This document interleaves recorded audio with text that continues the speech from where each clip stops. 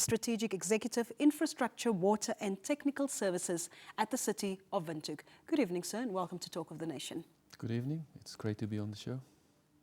Then we have Dr. Veno Shivute, who is the CEO of NAM Water, the Namibia Water Utility. Good evening, Doctor, and welcome to Talk of the Nation. Good evening. Thank you.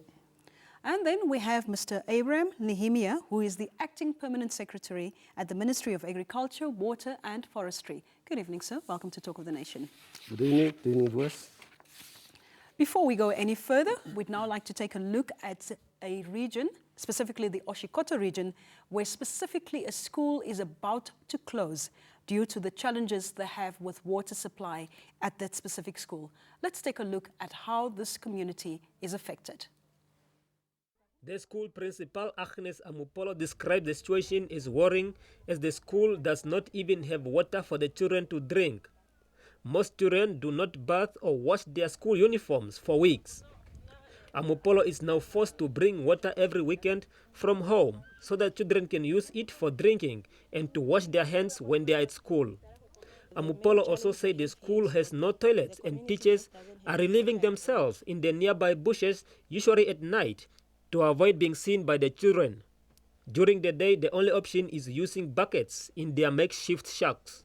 Education-wise, everything is going fine, but the main challenge we have here is water. The community just doesn't have water at all. Even as teachers, we have to bring our own water from town so that we can survive throughout the week. Hashihaya Junior Primary School was established last year and accommodates learners from pre-primary to grade 4. Teachers and school children alike have been going without toilets, facilities, and water. What a dire situation described there for us from the Oshikoto region. I'd like to come to you, Ms. Nehemia. I heard about the situation a week ago, I think, and obviously this is a situation that is quite widespread in Namibia. What can you tell us about the water supply picture in Namibia currently as we stand?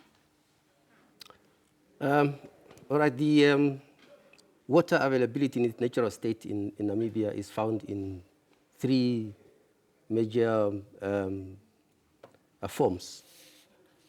We find water in the rivers, we find water in the ground, and we find water in the sea.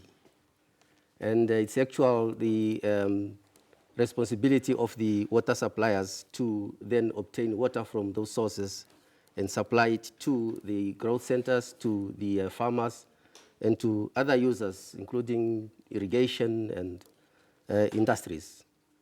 Now what has been happening is that we found ourselves with our water in the rivers being only at the borders of the country. So for us to be able to utilize that water for our needs, we have to transport that water over long distances to the places where it is needed.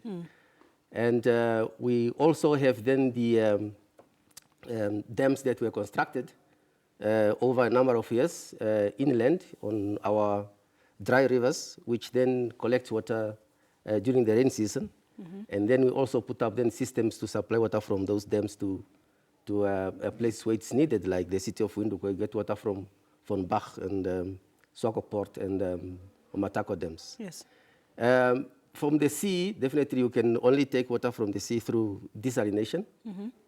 Although that is the largest source that we have, it's the most expensive part, in terms of really getting water from its natural state to a state where it can be used by the people.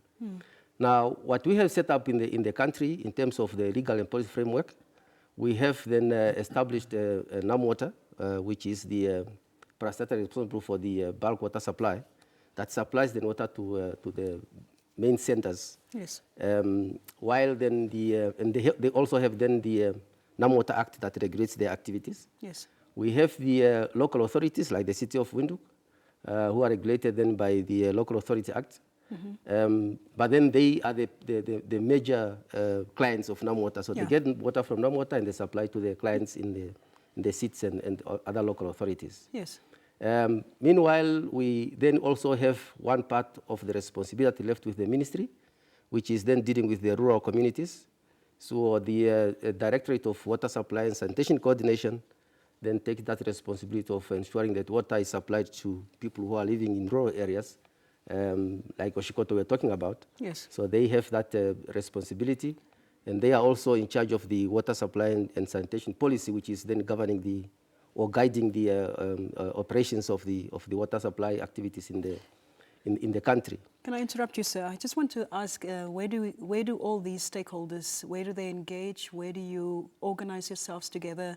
And just speak with one voice. Is there a national approach to this? Because it sounds a bit all over the place, the town councils, you handling the rural authorities, for example, or water supply? Yes. We have established what we call the Watson Forum. That's the Water and Sanitation Forum, the national one that is meeting every quarter in Windhoek. And all the stakeholders, including the NGOs, the municipalities, Yes. Water, we all come together and we all discuss all water and sanitation related aspects. So we have that forum, and now we are in the process of establishing regional water and sanitation forums as well. Okay. So at the regional level, people will also be able to engage Yeah. themselves and look at how to address the issues of water at the regional level.